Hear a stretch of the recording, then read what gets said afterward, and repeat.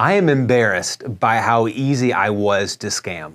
So I've been scammed so many times. I was in downtown Atlanta driving into a paid parking lot, and when I got out the car, somebody came over in a nice suit and said, "Sir, that's gonna be $20. So I gave him the 20 bucks, I left, came back 2 hours later, big ticket on my windshield because I paid the wrong person. A few years later, a friend of mine convinced me to invest in a startup that at the time was a lot of money for me. I invested it, and then a couple of months later, it was all gone. All the cash was gone.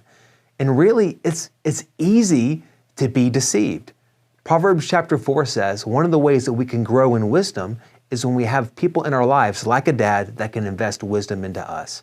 But maybe your story is like mine. I didn't have a father that was around, that was ready to teach me and kind of hold my hand through these kinds of moments. But I've got good news, because if that's your story, we're in good company.